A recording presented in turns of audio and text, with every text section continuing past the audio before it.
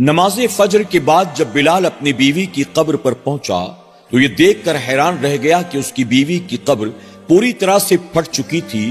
قبر کے اندر سے تیز دھواں نکل رہا تھا اور اس کی قبر کے آس پاس 3 کتے زور زور سے بھونک رہے تھے۔ اس خوفناک منظر کو دیکھتے ہی بلال کے دل میں ڈر پیدا ہو گیا اور بلال یہ سوچنے پر مجبور ہو گیا کہ آخر میری بیوی نے اپنی زندگی میں ایسا کون سا گناہ کیا تھا کہ جس گناہ کی وجہ سے بعد مرنے کے اللہ نے اس کی پکڑ کر لی اور اس کی قبر پر عذاب کو مسلط کر دیا گیا۔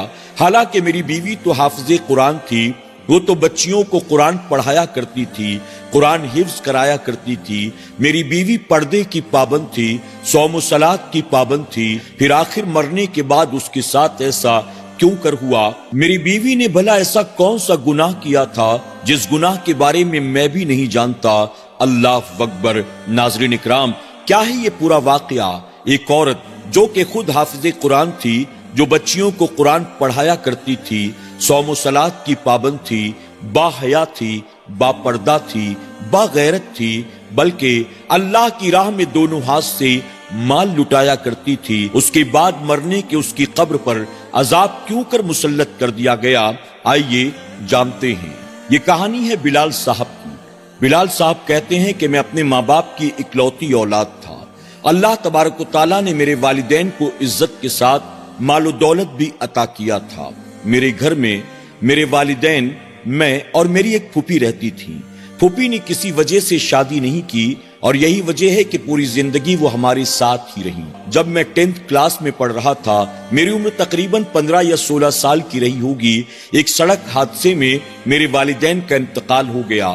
والدین کے انتقال کے بعد میری تمام ذمہ داریاں میری پھوپھی کے کاندھوں پر آ گئیں اور میری پھوپھی نے بہت اچھی طرح سے مجھے پروان چڑھایا۔ والدین کی کبھی بھی کمی محسوس نہیں ہونے دی۔ میری پوری تعلیم کو میری پھوپھی نے مکمل کرایا، یہاں تک کہ میری پھوپھی نے مجھے پڑھا لکھا کر ایک قابل انسان بنا دیا۔ جب میں اپنے پاؤں پر کھڑا ہو گیا، ایک کمپنی میں جاب کرنے لگا، تو میری پھوپھی نے ایک دن مجھ سے کہا کہ بیٹا، اب میں بوڑھی ہو گئی ہوں، کمزور ہو گئی ہوں، زندگی کا کیا بھروسہ، پتہ نہیں کب مجھے دنیا سے جانا پڑے۔ تم جوان ہو گئے ہو، اب تو تم اپنے پاؤں پر کھڑے ہو گئے ہو، 4 پیسے کمانے لگ گئے ہو، بیٹا بہتر ہے کہ تم میری موجودگی میں نکاح کر لو۔ جب میری پھوپھی نے مجھ سے کہا کہ تم شادی کر لو، میں نے پھوپھی کو صاف صاف منع کر دیا، لیکن میری پھوپھی میری کوئی بات ماننے کو تیار نہیں تھی۔ انہوں نے صبح شام ایک ہی رٹ لگا دی تھی، نکاح کر لو، نکاح کر لو، نکاح کر لو۔ چند دنوں کے بعد میری پھوپھی کو پتا چلا ہمارے محلے میں ایک لڑکی ہے جس کے والدین کا انتقال ہو چکا ہے، اس کی ایک چھوٹی بہن، اس کا ایک چھوٹا بھائی بھی، یعنی 3 لوگ ہیں جو ایک گھر میں رہتے ہیں اور والدین کا انتقال ہو چکا ہے۔ اور وہ بڑی لڑکی جو ہے حافظ قرآن ہے، محلے کی بچیوں کو قرآن پڑھایا کرتی ہے، قرآن حفظ کرایا کرتی ہے۔ جب میری پھوپھی کو اس لڑکی کے بارے میں معلوم ہوا، میری پھوپھی نے جا کر اس سے ملاقات کی۔ 2-3 مرتبہ میری پھوپھی نے جا کر اس سے بات کی، یہاں تک کہ میری پھوپھی کو وہ لڑکی بہت پسند آئی۔ میری پھوپھی نے آ کر مجھ سے اس لڑکی کے تعلق سے بات کی۔ میں نے کہا کہ اگر واقعی وہ حافظ قرآن ہے، بچیوں کو قرآن پڑھاتی ہے، تو اس سے بہتر ہمارے لیے اور کون ہو سکتا ہے؟ میں اس رشتے کے لیے تیار ہوں۔ میری پھوپھی نے جا کر اس لڑکی سے رشتے کے تعلق سے بات کی۔ لڑکی نے کہا کہ ٹھیک ہے، میں نکاح کرنے کو تیار ہوں، لیکن میری ایک شرط ہے۔ پھوپھی نے کہا کہ کون سی شرط؟ اس پر وہ کہنے لگی، میرے چھوٹے بھائی بہن جو ہیں، نکاح کے بعد بھی ان کی ذمہ داری میرے اوپر ہی ہوگی۔ جب تک ان کی شادیاں نہیں ہو جاتی، ان کے گھر نہیں بس جاتے، تب تک مجھے ان کی مدد کرتے رہنا ہوگا۔ میری پھوپھی نے مجھ سے آ کر اس کے تعلق سے بات کی۔ میں نے کہا پھوپھی یہ تو بہت اچھی بات ہے، اس میں بھلا کون سی برائی ہے؟ ہمیں ان کی یہ شرط منظور ہے۔ آخر کار ہم دونوں کا نکاح ہو گیا۔ نکاح کے بعد جب پہلی رات میں اپنے کمرے میں داخل ہوا، میں نے اپنی بیوی کے چہرے کو پہلی مرتبہ دیکھا تو مجھے یوں محسوس ہوتا تھا کہ جیسے زمین پر اس جیسی خوبصورت عورت تو ہو ہی نہیں سکتی۔ اللہ تبارک و تعالیٰ نے میرے کمرے میں رات کے اندھیرے میں جنت کی کسی حور کو بھیج دیا ہے، اس کو دیکھنے کے بعد پہلی نظر میں اس کا عاشق ہو گیا۔ شادی کے بعد تو مانو ہمارے حالات ہی بدل گئے۔ اللہ تبارک و تعالیٰ نے ہمیں ہر طرح کی خوشیاں عطا کی، ہر طرح کی نعمتیں عطا کی، بس ایک نعمت تھی جس سے ہم محروم تھے۔ شادی کو تقریباً 6 سال کا عرصہ گزر چکا تھا، لیکن اب تک ہمارے گھر میں کوئی اولاد نہیں تھی۔ میری بیوی بھی اللہ کی بارگاہ میں رو رو کر دعائیں کرتی، میں بھی اللہ کی بارگاہ میں دعائیں کرتا۔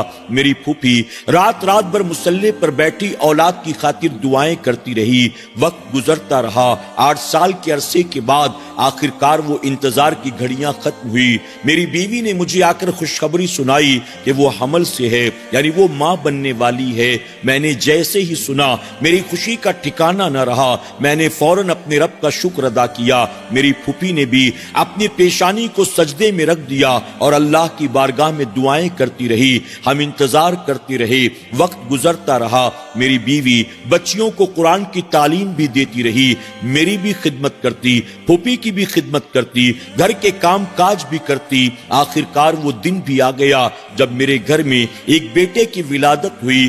بیٹے کے چہرے کو میں نے دیکھا، میری خوشی کا ٹھکانہ نہ رہا۔ اللہ تبارک و تعالیٰ نے مجھے چاند جیسا بیٹا عطا فرمایا تھا۔ میری بیوی جتنی خوبصورت تھی، میرا بیٹا بھی اتنا ہی خوبصورت تھا۔ میں نے اللہ کا شکر ادا کیا کہ مولا، چونکہ میری بیوی حافظ قرآن ہے، بچیوں کو قرآن کی تعلیم دیتی ہے، با حیا ہے، با پردہ ہے، با غیرت ہے، اسی وجہ سے تو نے مجھے ایسی خوبصورت اولاد عطا کی ہے۔ میں اللہ کا شکر ادا کرتا رہا۔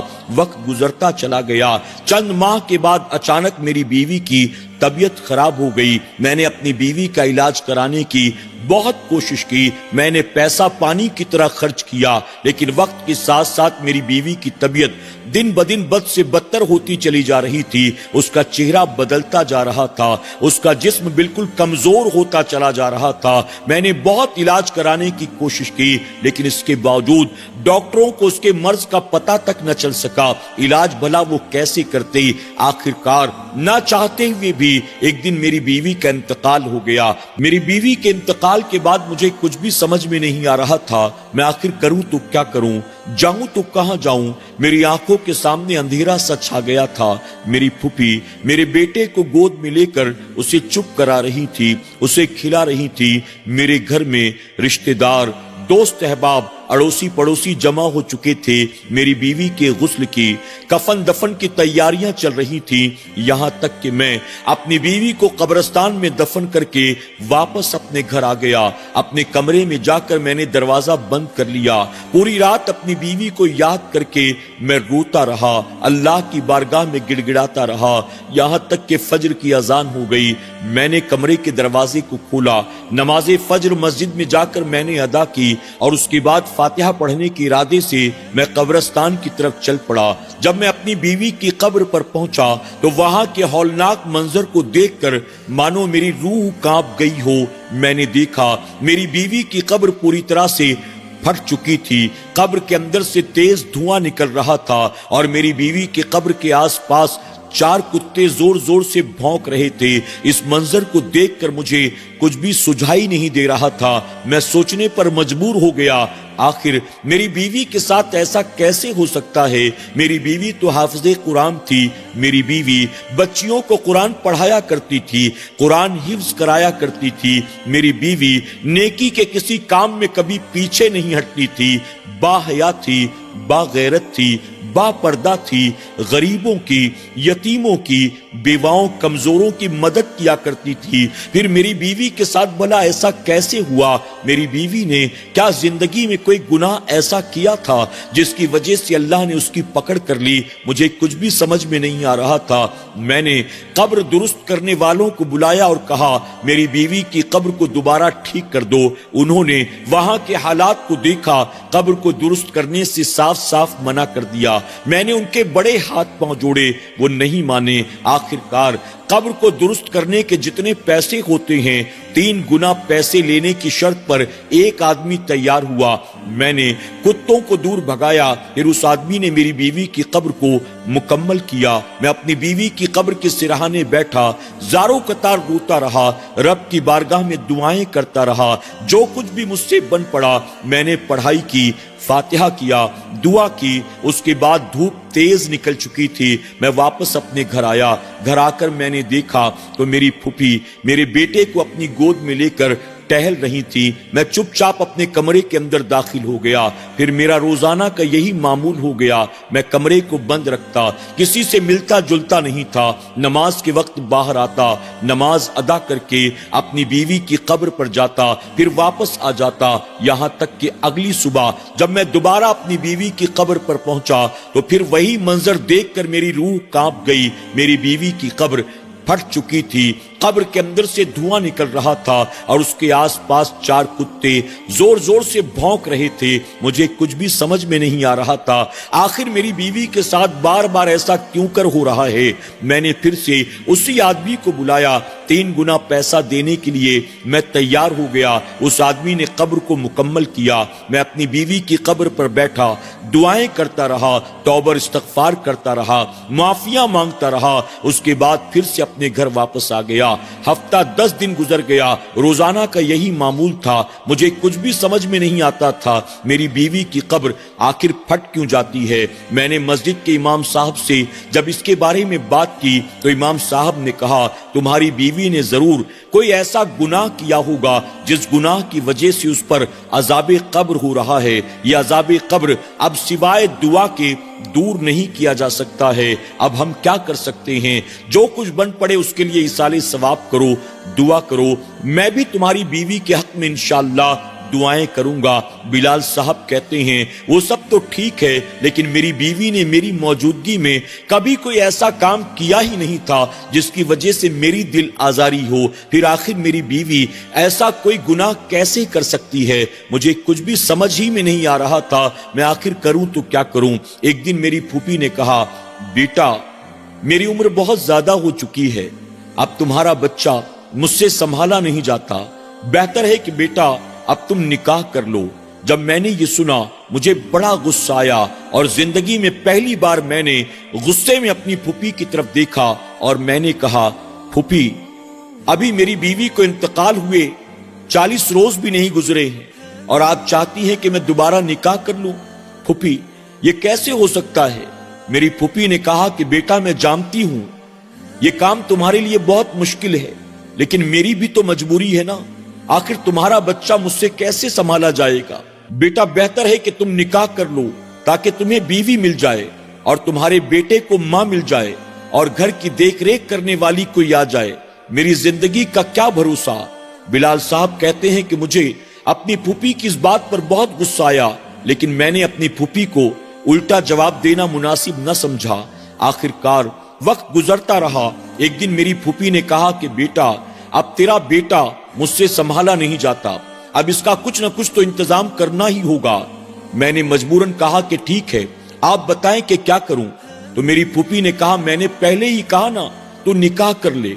इस पर बिलाल साहब कहते हैं कि ठीक है, बताएं किससे निकाह करना है। मेरी फूफी ने कहा कि बेटा अगर तुम अपनी बीवी की छोटी बहन के साथ निकाह कर लेते हो तो उसे भी सहारा मिल जाएगा, तुम्हारे बेटे को मां मिल जाएगी और तुम्हारी बीवी को भी सुकून मिल जाएगा। आखिरकार बिलाल साहब कहते हैं, मैंने अपनी फूफी की बात को मान लिया। मैंने निकाह के लिए हामी भरी और अपने काम पर चला गया। शाम को जब काम पर से घर वापस आया तो मैंने देखा मेरी फूफी ने घर में मेरे निकाह की सारी तैयारियां कर ली थी। काजी साहब भी मौजूद थे, 2-4 दोस्त अहबाब भी गवाह के तौर पर मौजूद थे। आखिरकार मैंने अपनी बीवी की छोटी बहन से निकाह कर लिया और निकाह करने के बाद अपने मामूल के मुताबिक मैं अपने कमरे के अंदर चला गया। मैंने अंदर से कमरे का दरवाजा बंद किया और पूरी रात अपनी बीवी को याद करता रहा, अल्लाह की बारगाह में उसके हक में दुआएं करता रहा। चंद दिनों के बाद मेरी फूफी ने कहा, بیٹا تم نے نکاح تو کر لیا لیکن تم اپنی بیوی کے حق کو ادا نہیں کر رہے ہو. تمہاری بیوی تو تمہارے بیٹے کے حق کو ادا کر رہی ہے لیکن تم اپنی بیوی کے حق کو ادا نہیں کرتے. اللہ قیامت کے دن تم سے تمہاری بیوی کے تعلق سے سوال کرے گا تو بتاؤ تم کیا جواب دو گے؟ بلال صاحب کہتے ہیں میں نے پھوپھی سے کہا کہ ٹھیک ہے آج رات میری بیوی کو میرے کمرے میں بھیج دینا. میں اپنے کمرے میں چلا گیا. رات کے وقت میری بیوی نے دروازے پر دستک دی. میں نے کہا آ جاؤ. دروازہ کھلا ہوا ہے. وہ کمرے میں داخل ہوئی. اس نے سلام کیا. میں نے سلام کا جواب دیا لیکن پلٹ کر میں نے اس کی طرف نہ دیکھا. آج سے پہلے میں نے اسے کبھی نہیں دیکھا تھا. چونکہ میری بیوی پردے کی پابند تھی، شریعت پر عمل کرنے والی تھی، اس نے اپنی بہن کو کبھی بھی میرے سامنے نہیں آنے دیا تھا. نہ ہی کبھی میری بیوی کی چھوٹی بہن اس سے پہلے کبھی میرے سامنے آئی تھی اور میں نے بھی اس بات کا ہمیشہ لحاظ رکھا تھا. میں نے کبھی اسے نہیں دیکھا تھا. وہ سلام کرنے کے بعد میرے قریب آ کر بیٹھ جاتی ہے. میں نے پہلی بار نظر اٹھا کر اپنی بیوی کے چہرے کی طرف دیکھا. دیکھتے ہی میں حیران رہ گیا. یہ تو اپنی بہن سے بھی کئی گنا زیادہ خوبصورت تھی. آج میں نے پہلی بار اس کا چہرہ دیکھا تھا. جب میں نے غور سے اس کے چہرے کی طرف دیکھا مجھے دیکھتے ہی وہ مسکرانے لگی. اس کی مسکراہٹ کو دیکھ کر مانو مجھے غصہ آ گیا. میں نے اسے ڈانٹتے ہوئے کہا تمہیں شرم نہیں آتی؟ کتنی بے غیرت ہو. اپنی بہن کی جگہ لینے کی تمہیں اتنی خوشی ہوئی ہے کہ تم مسکرا رہی ہو. میری یہ باتیں سنتے ہی میری بیوی زاروں قطار رونا شروع کر دیتی ہے. جب اس کے رونے کو میں نے سنا میرا دل پگھل گیا. میں نے اسے خاموش کرانے کی کوشش کی. میں نے اسے چپ کرانے کی کوشش کی. اس کے بعد دھیرے دھیرے اس کو سکون آیا. وہ خاموش ہوئی. میں نے اس سے کچھ دیر تک باتیں کی. اس کے بعد میرے بیٹے کے رونے کی آواز سنائی دی. میری بیوی فوراً بھاگ کر کمرے سے باہر چلی گئی اور میرے بیٹے کے پاس جا کر وہ سو گئی. اسی طرح سے وقت گزرتا رہا. میں روزانہ صبح سویرے تیار ہو کر اپنی بیوی کی قبر پر جاتا. اس کی قبر کو درست کراتا. اللہ کی بارگاہ میں اس کے لیے رو رو کر دعائیں کرتا. اس کے بعد گھر آتا. تیار ہو کر اپنے کام پر چلا جاتا.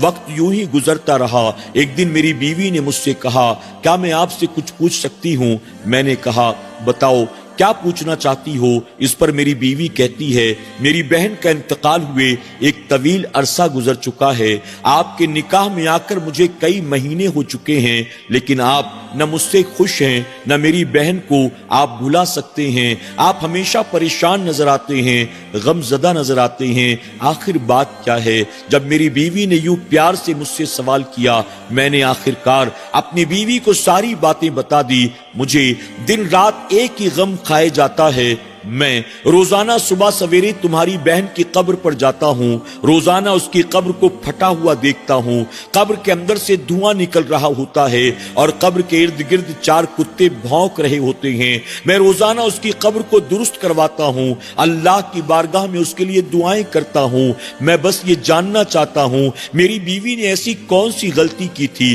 میری بیوی نے ایسا کون سا گناہ کیا تھا. جب یہ ساری باتیں میں نے اپنی بیوی کی چھوٹی بہن سے کہی تو اس نے کہا کیا آپ واقعی جاننا چاہتے ہیں کہ میری بہن نے کون سا گناہ کیا تھا؟ میں نے کہا ہاں. کیا تم جانتی ہو کہ اس نے کون سا گناہ کیا تھا؟ اس پر اس نے میرے ہاتھ کو پکڑا، میری بیوی کے کمرے میں لے گئی جہاں میری بیوی کے تمام سامان رکھے ہوئے تھے. ان سامانوں کو نکالا اور نکالنے کے بعد کچھ کاغذات میرے سامنے رکھ دیے. ان کاغذات کو میں نے دیکھا تو میری آنکھیں پھٹی رہ گئی. مجھے کچھ بھی سمجھ میں نہیں آ رہا تھا. اس میں قرآن شریف الٹا لکھا ہوا تھا. میں نے کہا یہ سب کیا ہے؟ اس پر میری بیوی کی چھوٹی بہن کہتی ہے میری بہن نے یہی وہ گناہ کیا تھا جس کی وجہ سے اس پر قبر کا عذاب ہو رہا ہے.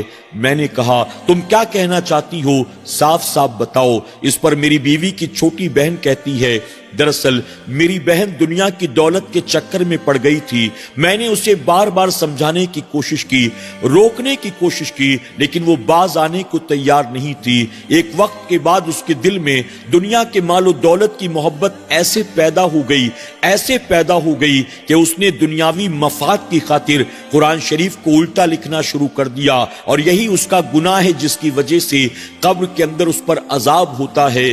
بلال صاحب نے کہا مجھے تمہاری بات سمجھ میں نہیں آتی، آخر اس نے قرآن الٹا کیوں لکھا؟ اس پر میری بیوی کی چھوٹی بہن کہتی ہے दरअसल एक मर्तबा ऐसा हुआ कि मेरे भाई की तबीयत बहुत ज्यादा खराब हो गई और डॉक्टर्स ने कहा इसकी किडनी ट्रांसप्लांट करना होगा, यानी इसकी किडनी का इलाज करना होगा। अगर इलाज ना किया गया तो इसका बच पाना बहुत मुश्किल होगा और उसके इलाज की खातिर हमें 1.5 लाख रुपयों की जरूरत थी। मेरी बहन आस पड़ोस की बच्चियों को कुरान पढ़ाया करती थी, कुरान हिफ्ज कराया करती थी, जिसके बदले हमें थोड़ी बहुत रकम मिल जाती थी। हम तीनों का आसानी से गुजारा हो जाता था। ऐसे में भाई के इलाज की खातिर 1.5 लाख रुपयों की जरूरत थी। अब वो पैसे कहां से आते हमें कुछ भी समझ में नहीं आ रहा था। और मेरी बहन चूंकि हाफिज़े कुरान थी, अक्सर लोग उसके पास दुआ कराने के लिए आते थे, पानी पर दम कराने के लिए आती थी। छोटे छोटे बच्चों की हिफाजत की खातिर मेरी बहन